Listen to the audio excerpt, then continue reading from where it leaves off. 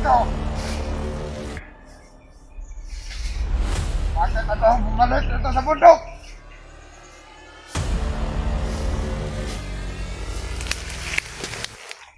Dahil sa ating ama, Ama? malapit na mawala sa mundo. Pero ito ay kapalit nila.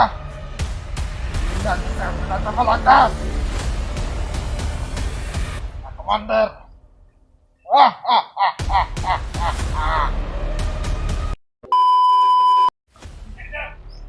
Dito talaga ito.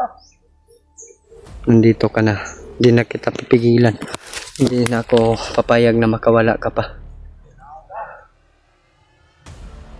Tako tanan. Kita na. Nagagalit na si Norwell mga tol. Hayaan muna natin siya na magwala. Ay, maoy na. Ayun si Norwell. Pagkataan mo ang. Ano ka to?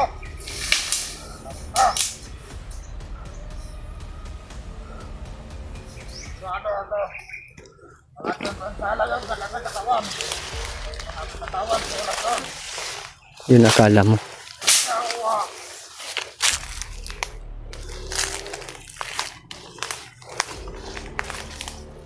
Magkalala. Tatagpon na ang ating landas.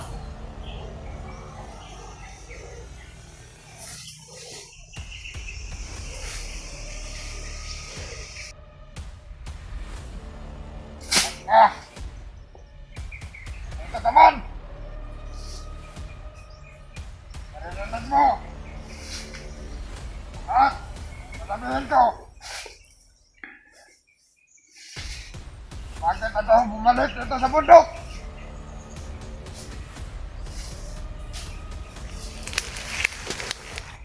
Dahil sa ating ama, Ama? malapit na mawala sa mundo. Pero ito ang papalit nila. Hindi natin sa pinatapalakas. Na Commander.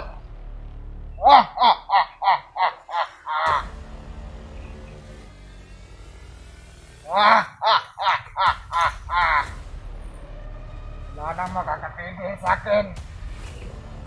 Magawa ko ng masama.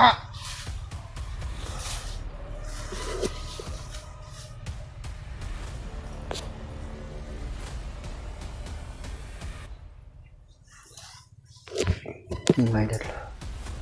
Kaya pala siya bumalik dito na dahil sa kanyang Akin lahat. Ang gusto ko.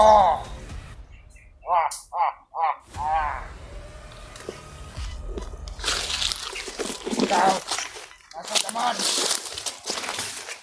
Hindi mo lahat. Grabe ka.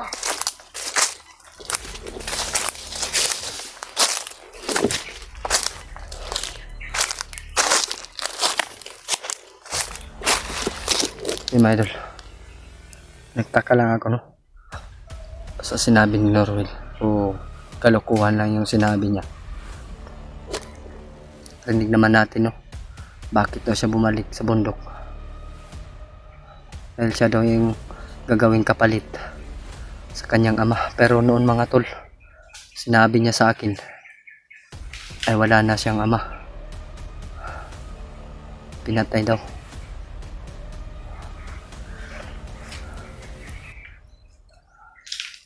Hindi ako makapaniwala nito mga tol. Ito kaya yung sinasabi ni tatay ko na darating kay Norwell na magiging isang ganap at malakas na commander.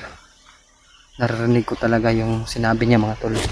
Kaya daw siya bumalik sa bundok para magiging isang kapalit na commander sa kanyang ama na malapit nang mawala sa mundo. Yun pala yung ibig sabihin ng sulat mga tol. Ngayon ko lang na ano yung sulat niya at sinagot ni Tatay Iko. Parang tugma po mga tol. Kaya ngayon pipilitin natin na makuha siya. Dahil napamahal ako sa kanya mga tol. Sana pagdarasal niyo ako na mabawi ko si Norwell at mabago ko muli. Dahil alam naman po natin no, yung gusto niya patag makapagtapos ng pag-aaral.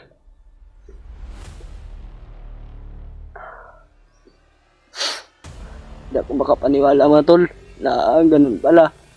Hindi niya sinabi sa akin yung totoo. Abang na sa akin, medyo matagal na po kaming nagkasama doon sa patag. Pero wala po siyang bilanggit na commander pala yung papa niya. Hindi ko alam kung sinong commander yung papa. Anong pangalan na commander yung papa niya. Iwan ko. Baka siguro si Commander Tagoy matagal na namin hindi nakita. Dahil medyo matanda na po yun si Commander Tagoy mga tol. Baka yun yung papa niya. Yung dumukot sa pamilya ni Julius doon.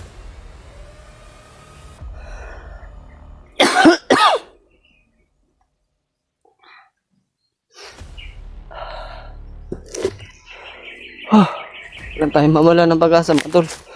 Mabawi natin si Norwell.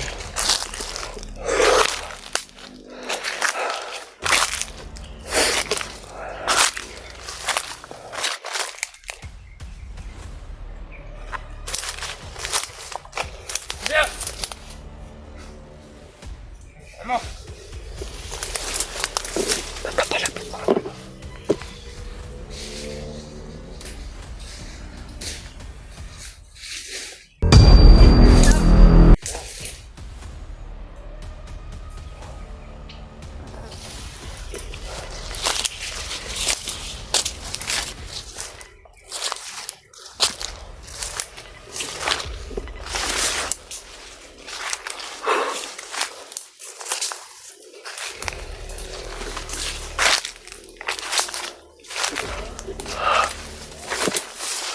Na malaman ko ni Barrel Buster mga tol na si Norwell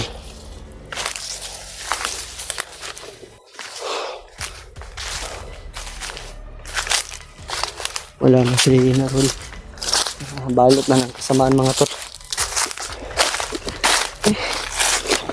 Sana kaya papunta yung tarantado yan.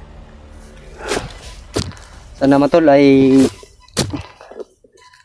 masundan ko muli at pipilitin ko makuha si Norwell dahil alam ko may bihag siya mga tolo.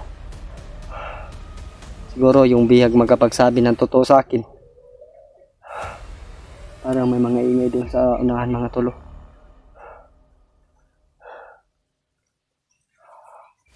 Ngayon mga tol, tama na siguro yung relax ko.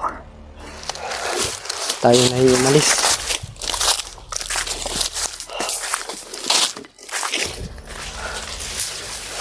Parang papunta dito si Norwell mga tolo. Dito. Parang binalikan niya yung daan ba. Hindi ko talaga siya tatantanan mga tolo. Hanggat hindi ko siya makuha. Ano lang ako sa kanyang sinabi mga tol ba. Tungkol sa kanyang papa. Sa palang commander yung papa niya. Malapit nang mawala sa mundo.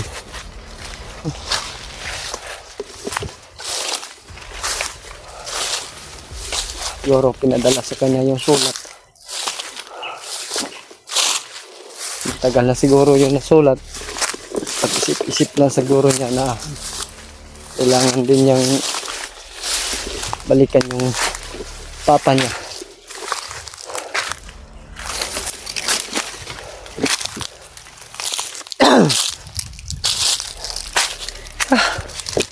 Hindi ko na maramdaman yung oras niya. Norwell mga tol.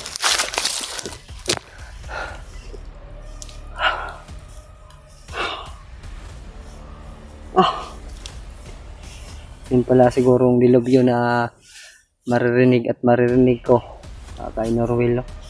Yung sinabi ni tatay ko sa akin. Nabigla lang ako mga tol ba. Narinig ko yung sinabi ni Norwell. Kaya ayun mga tol.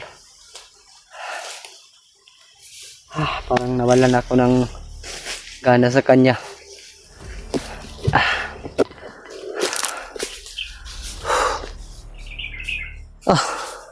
Pero wag na tayong mawala ng pag-asa mga tolo. Dahil napamahal na sa atin si Norwell. Kaya siguro nanibago lang ako sa narinig ko, no? Sa kanyang bibig mo, sa kanyang bibig talaga ako narinig mga tol. Maghasit daw siya ng lagim bilang isang kasamaan.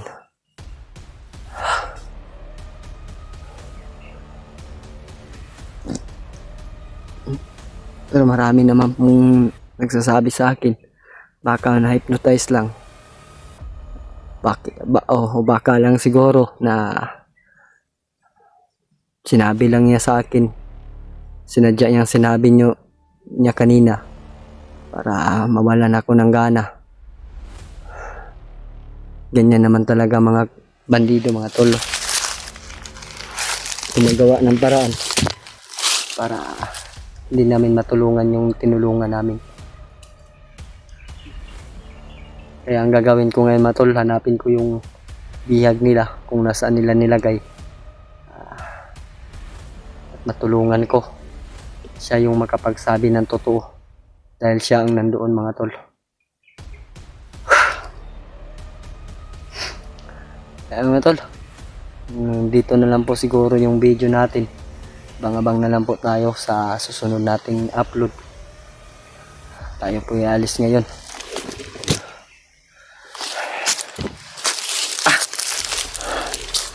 Parang inaano yung katawan ko ba yung sinabi niya. Totoo ba kaya yung sinabi niya o hindi?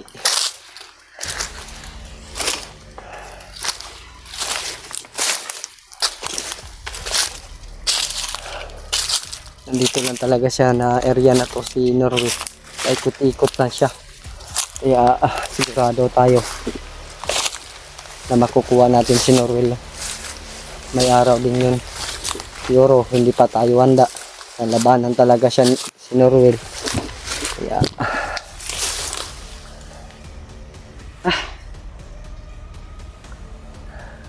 sana po matol ay ma-share nyo to ka Bradbuster, no?